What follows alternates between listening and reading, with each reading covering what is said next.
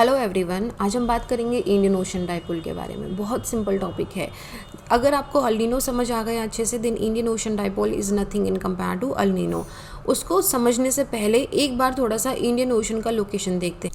अच्छा, साथ में मैं आपको ये भी बता दूं कि ओनली आईएएस पे 25 अक्टूबर से हम ज्योग्राफी ऑप्शनल का एक नया कोर्स स्टार्ट कर रहे हैं।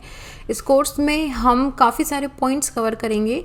एक तो 360 डिग्री एनालिसिस ऑफ ज्योग्राफी होगा in a very very fun and learning way.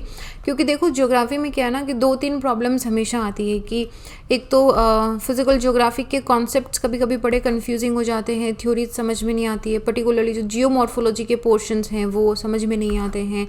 So geography का एक सबसे बड़ा एडवांटेज ये रहता है कि अगर हम इसे अपनी डे टू डे लाइफ से कनेक्ट करके देखें तो बहुत सिंपली समझ में आ जाता है। सो हम इसमें रियल लाइफ एग्जांपल्स लेके देखेंगे, प्लस इसमें हम एनसीईआरटीज़ भी इंटीग्रेट कर रहे हैं।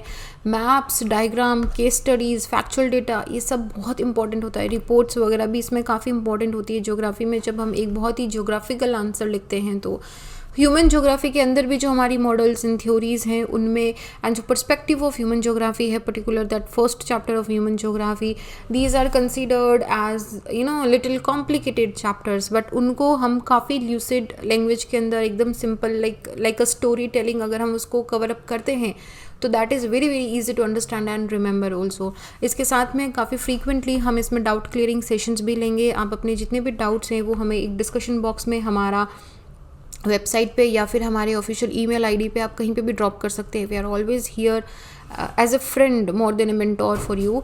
सो अगर आप इसमें एडमिशन लेना चाहते हैं तो आप हमें कांटेक्ट कर सकते हैं इसके लिए। सो इंडियन ओशन का लोकेशन कहाँ पे है? बहुत स्ट्रैटेजिक लोकेशन हम इंडिया का बोलते हैं, उसी के नाम पे इस ओशन का नाम इंडियन ओशन दिया गया है।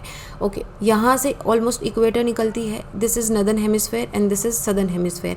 Now if you are continuously watching the videos we are uploading on only IAS particularly for geography, then you know कि कोरोलियस फोर्स क्या होता है, किस तरीके से नदर्न हेमिस्फेयर के अंदर कोरोलियस फोर्स की वजह से जो विंड डायरेक्शन है वो इसके राइट साइड में टर्न हो जाती है, और सदर्न हेमिस्फेयर के अंदर उसी कोरोलियस फोर्स की वजह से ये विंड डायरेक्शन लेफ्ट साइड की तरफ टर्न हो जाती है। राइट, दिस वी नो नहीं है, but this is a complete overall picture. Australia में यहाँ पे हमने अल नीनो पढ़ा था and we have also understood कि जब अल नीनो होता है तो इंडियन मॉनसून पे उसका नेगेटिव इम्पैक्ट होता है। ठीक है, अल नीनो होने का रीज़न क्या था? सी सरफेस टेम्परेचर में ऑक्सीलेशन हो रहा है। राइट, सिमिलरली इंडियन ओशन के अंदर भी eastern and western Indian ocean, एक बार ये क्लियर कर लें ईस्टर्न एंड वेस्टर्न कौन सा है। अगर हम यहाँ पे लाइन ड्रॉ करते हैं हमारी डायरेक्शन वाली, then this is eastern and this is western. तो सिमिलरली ये इंडियन ओशन, इंडोनेशिया के पास वाला is eastern Indian ocean and African horn के पास वाला is our western Indian ocean. Now what is happening कि बिल्कुल अल नीनो की तरह, अच्छा इसको इंडियन नीना भी बोलते हैं, बिल्कुल अल नीनो की तरह इंडियन ओशन के अंदर वेस्टर्न एंड ईस्टर्न में सी सरफेस टेम्परेचर के बीच में ऑक्सीलेशन होता है कि कभी ये वार्म है कभी ये कूल है। तो इसी ऑक्सीलेशन की वजह से जो बारिश है या फिर जो ड्रॉट कंडीशंस हैं वो वेरी करती हैं, और इसी को हम पॉजिटिव या नेगेटिव इंडियन ओशन डाइपोल बोलते हैं। डाइपोल क्यों बोल रहे हैं? Because one is warm one is cold, there are two poles, so that is why it is called is dipole. Now Indian ocean dipole Indian Nino कहा जाता है, confuse मत होना कभी भी, बहुत सिंपल है। होता क्या है, इंडियन ओशन के अंदर वेस्टर्न एंड ईस्टर्न साइड के अंदर वार्म या कोल्ड दोनों कंडीशंस में कंटिन्यूसली इरेगुलर ऑक्सीलेशन होता है, मतलब कभी पॉजिटिव है कभी नेगेटिव है। पॉजिटिव है नेगेटिव किसको बोलते हैं वो भी मैं आपको भी बताऊंगी। नाउ पॉजिटिव क्या होता है कि आप इसी में एक बार समझ लो। पॉजिटिव का मतलब, क्योंकि हम इंडियन हैं हम हमारे लिए समझेंगे, हमारे लिए पॉजिटिव का मतलब है कि it's a good news, it's something कि हमारे लिए बारिश लेके आएगा ये। तो बारिश लेके कोई कब आएगा? जब यहाँ पे लो प्रेशर एरिया क्रिएटेड रहेगा, राइट, तभी होगा ना कि यहाँ पे बारिश होगी। और लो प्रेशर कब होगा? जब वो सरफेस वार्म होगा, अगर वो सरफेस गर्म होगा। तो इसका मतलब क्या हुआ कि जब मैं बोलूँ कि पॉजिटिव इंडियन ओशन है तो एज एन इंडियन में सोचूंगी कि अच्छा इसका मतलब पॉजिटिव मतलब कि बारिश आने वाली है, तो इसका मतलब क्या हुआ कि वहाँ का सरफेस गर्म रहेगा। तो आई विल से कि वार्मर इंडियन ओशन यहाँ पे वार्म, कंपैरेटिवली वार्म रहेगा। ठीक है, अगर पॉजिटिव समझ आ गया तो नेगेटिव उसका ऑपोजिट हो जाएगा कि अभी ये कोल्ड हो गई है हमारी बात। तो अब इसको वन बाय वन समझते हैं।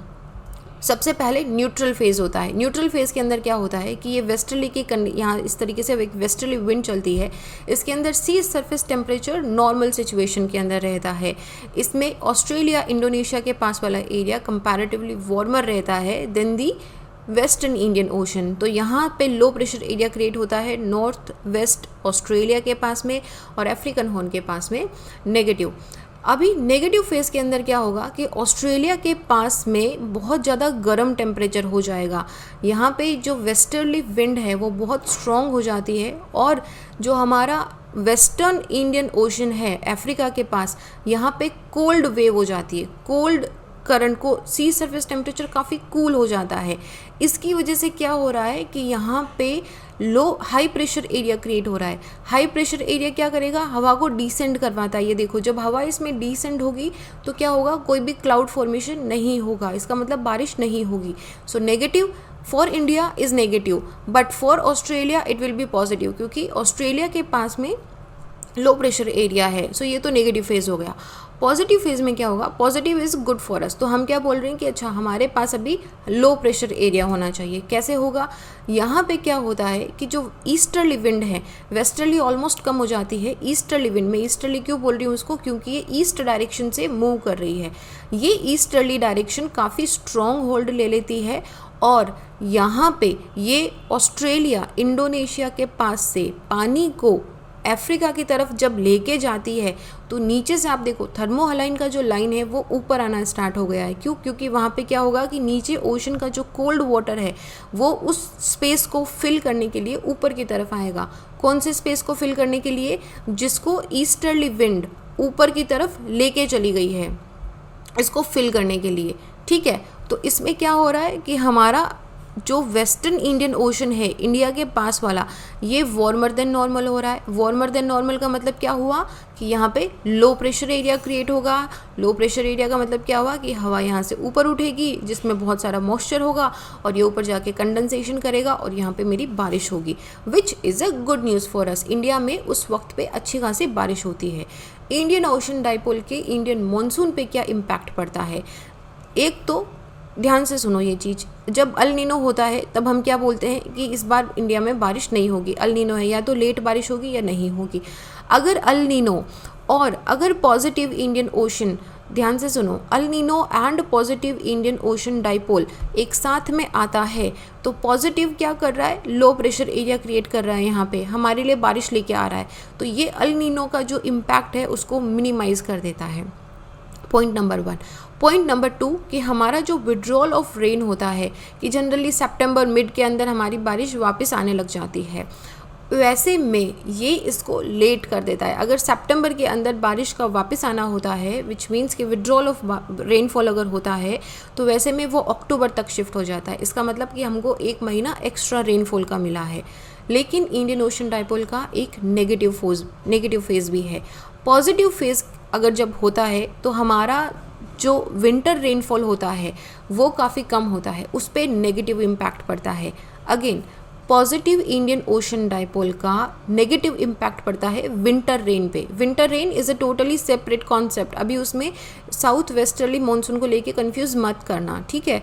तो हमारा साउथ वेस्टर्ली मानसून पे इसका पॉजिटिव इम्पैक्ट रहता है। रेन का जो विड्रॉल होता है वो डिले हो जाता है। So this was it our Indian ocean dipole. Very simple, easy peasy, nothing complicated. अगर अल नीनो समझ आया हुआ है तो दिस इज़ वेरी सिंपल।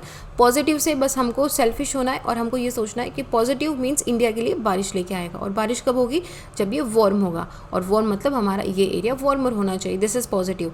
और अगर ये पॉजिटिव है तो नेगेटिव में क्या हो जाएगा कि ये हमारा जो वेस्टर्न इंडियन ओशन जो इंडिया एंड अफ्रीका के बीच में है ये कूल हो जाएगा। किसमें, नेगेटिव फेज़ के अंदर। Simple, easy peasy. Write in the comment section अगर आपको समझ में आ गया हो तो। बहुत सिंपल है, कुछ भी कंफ्यूज नहीं होना है। थोड़ा सा सेल्फिश होके as an person from India सोचना है। इंडिया में जो इम्पैक्ट होगा उसका टोटली ऑपोजिट इम्पैक्ट हमको ऑस्ट्रेलिया में देखने को मिलेगा। इंडिया में बारिश हो रही है, ऑस्ट्रेलिया में ड्रॉट होगा।